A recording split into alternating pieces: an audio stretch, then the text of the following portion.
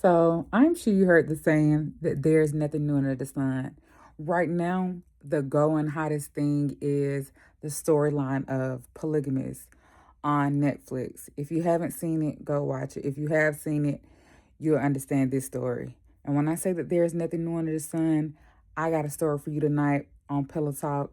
I got my pillow. I hope you got yours. And tonight I got a big pillow because this story is good.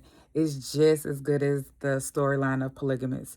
So, what happened is that here where I live, again in a small town, I met this guy. When I met him, it was during the pandemic.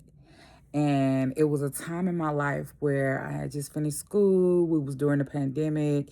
He just came out the pandemic. He was celebrating still living and having life because he really took sick during the pandemic. Like the pandemic really affected his life. And our praises be to God or whomever you serve, um, that he made it through it. However, after making it through it and getting to a place in life where he felt like he wanted a relationship, on the other hand, I wanted a relationship.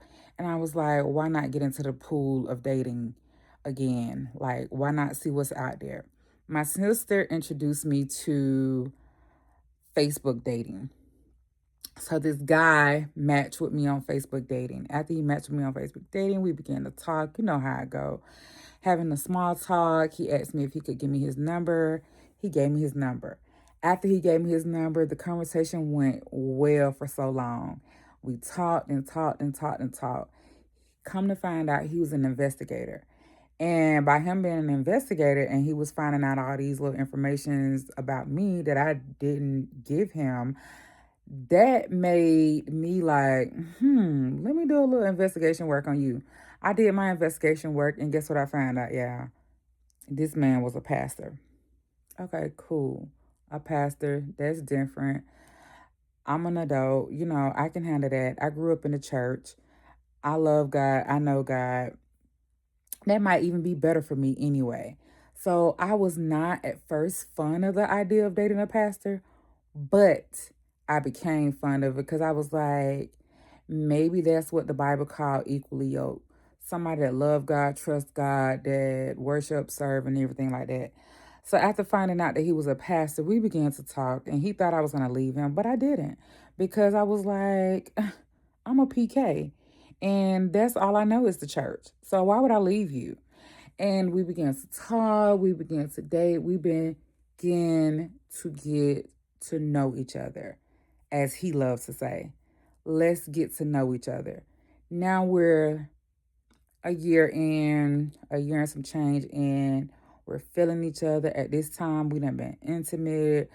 We done been, I'm talking about intimate. I'm talking about this pastor done rock my world, y'all. Like, he done threw me, bent me, all kind of stuff. It started off as one thing, a simple massage, and that massage led into other things. Y'all know how it go. After that, he did up front tell me about a couple of things that was kind of like happening, or maybe some things that I should have paid attention to as a red flag. That I'm the type of person that, I'm going to listen, but I want to get to the root of this issue, these problems in this situation. So I stuck around to hear more because what he told me wasn't enough for me to run. And even him being a pastor wasn't enough for me to run. But it made me draw closer to him. When we became friends and we began to talk and get to know each other, we talked about everything. We trusted each other. We gave each other what we needed at the time, and that was attention. And, he said some things to me in the privacy of our home or in my home that, that I felt like I could add on to his life. He wanted to change this about him. He wanted to change that about him. And me being me, why not help him?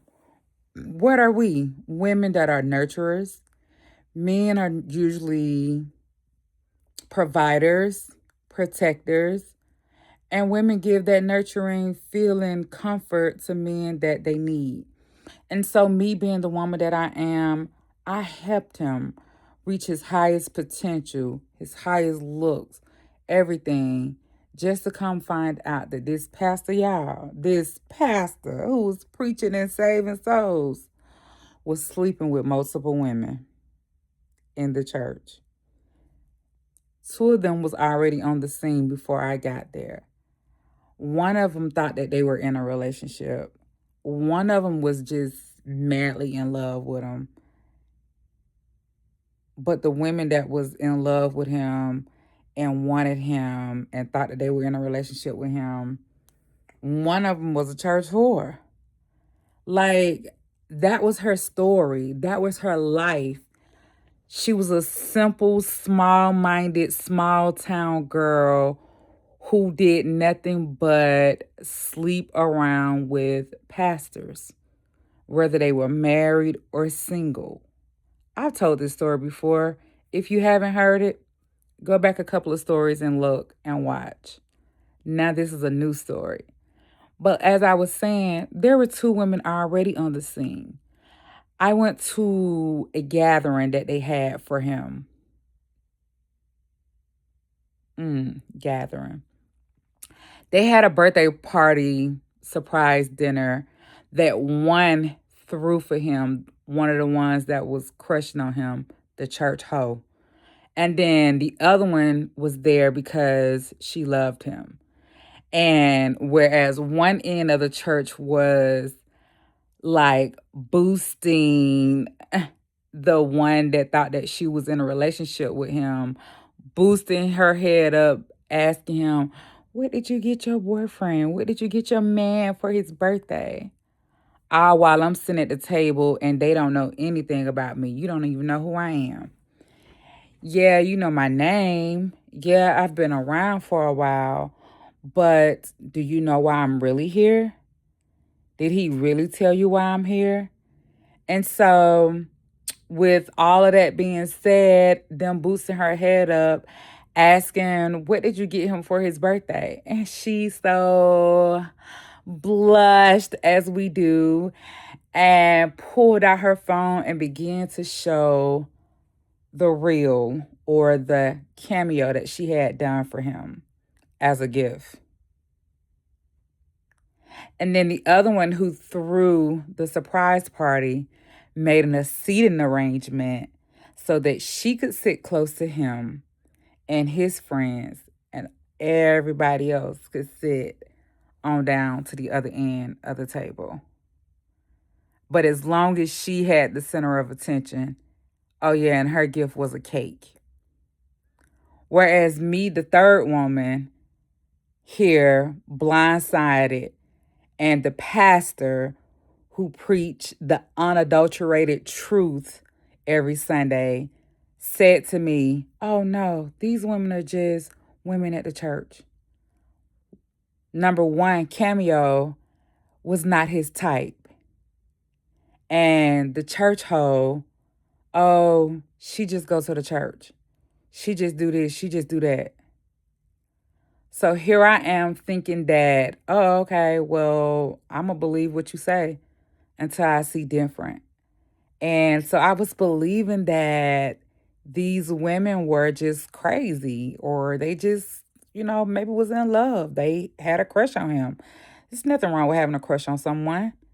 But he was in full blown relationships with these women. Cameo got out of it quick. I don't blame her. But the church hoe, baby, she said she was here to stay and she meant it.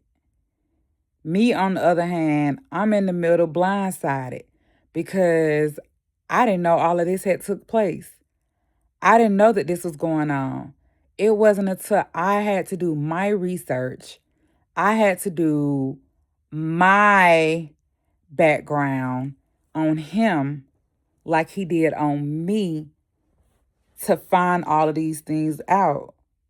I was so naive in this situation and I saw the red flags, but I was trying to give him the benefit of the doubt. But just to get played and just to get tricked by a narcissist with high narcissistic behavior, and he has to protect his image as a pastor. Oh, baby. You can only imagine how life went and is going and went since then. Things got ugly, things got raw. He tried to keep the whole quiet. He tried to keep me comfort. Cameo had been gone. No words from Cameo. Nobody saw or thought it was weird that she just disappeared from the church, just left. But I took all of these notes, these mental notes, into consideration because I'm like, y'all not gonna go after that one sheep that got away? I tell you that there is nothing new under the sun. Men have been men, women have been women, and they have been doing the things that they do for years. Not just in the African culture, but even in the American culture too. Granted, the pastor was not married to any of us, but he definitely was sleeping with all of us. And he was keeping all of us comfort and away from each other, but close enough to work in the ministry, but away from each other so that we can find out the truth. Life is definitely a dangerous game. This could be my story or someone else's story. You send me yours and I tell it like it's mine too.